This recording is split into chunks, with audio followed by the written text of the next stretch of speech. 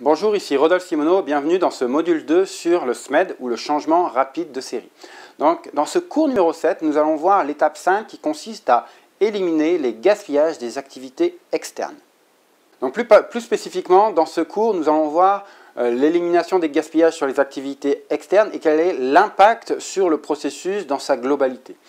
Nous allons voir rapidement quelques exemples de gaspillage à identifier et surtout revenir à notre entreprise dans laquelle on a identifié déjà des gaspillages sur les activités internes. Il y en a encore de nombreux à identifier sur les activités externes. Alors, je ne vais pas revenir sur le concept d'élimination des gaspillages, on l'a déjà vu ensemble,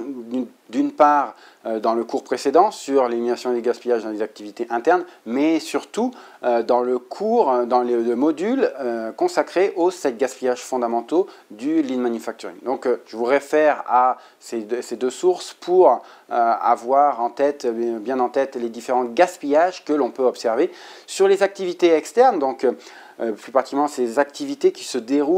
peuvent se dérouler lorsque l'équipement est à l'arrêt, eh bien, quel va être l'intérêt d'aller les diminuer? Vous allez me dire, de toute façon, on ne va pas augmenter le taux de disponibilité, taux de disponibilité de l'équipement, puisque dans les activités externes, l'équipement est déjà reparti en production. En revanche, en éliminant le gaspillage dans ces activités externes, eh bien, on va avoir un gain de temps sur le processus global et redonner de la disponibilité notamment aux différents intervenants qui encadrent le changement rapide de série. Donc l'équipe maintenance qui a réalisé le changement de série ou l'équipe production qui a participé au changement rapide de série. Donc le gain va se faire sur les outils, les personnes, les opérateurs, la maintenance qui encadrent le changement rapide de série et sur lesquels on va éliminer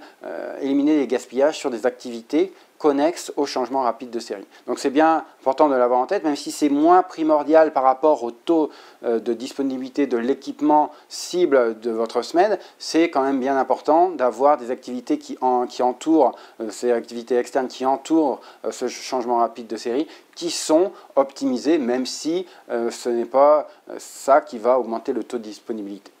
Donc en termes de livrables, si on revient à notre processus, eh bien, il n'y a rien de différent par rapport à l'étape précédente, si ce n'est qu'on travaille à la fois sur les activités externes, sur les idées Kaizen qu'on peut avoir sur les activités externes, que vous pouvez représenter sur le même graphique, la même structure qui va vous permettre de structurer votre chantier SMED. Donc si l'on retourne dans notre entreprise dans laquelle on essaye d'optimiser, d'exécuter un chantier SMED sur un changement d'empreinte sur une presse, eh bien on va s'apercevoir qu'il y a de nombreuses activités externes qui peuvent se dérouler alors que la machine est en train de produire, qui peuvent être optimisées. On va notamment penser à la préparation du matériel, on l'a vu, la préparation des écrous, la préparation des boulons, peut être préparée à l'avance, peut être standardisée, peut être aussi rapprochée du lieu où on en a besoin, c'est-à-dire auprès de la presse. La même chose pour les empreintes, est-ce que c'est vraiment pertinent? Bon, peut-être qu'il y a d'autres presses sur lesquelles on utilise les mêmes empreintes, mais est-ce que c'est si pertinent que ça d'avoir les empreintes aussi loin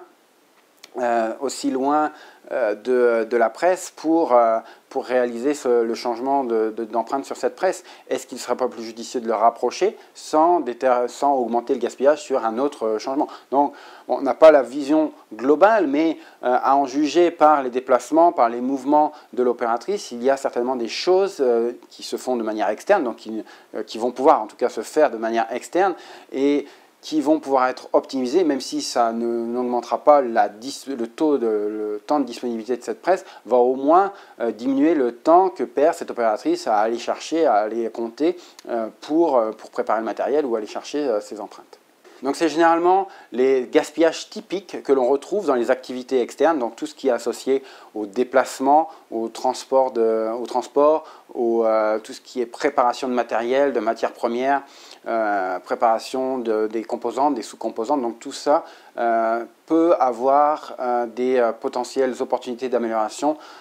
sur certains gaspillages fondamentaux. Donc voilà qui conclut cette avant-dernière étape du processus SMED de Shigeo Shingo. Et donc dans la prochaine étape, donc l'étape numéro 6, on va voir un petit peu comment on va standardiser tout ça et s'assurer que ça dure dans le temps.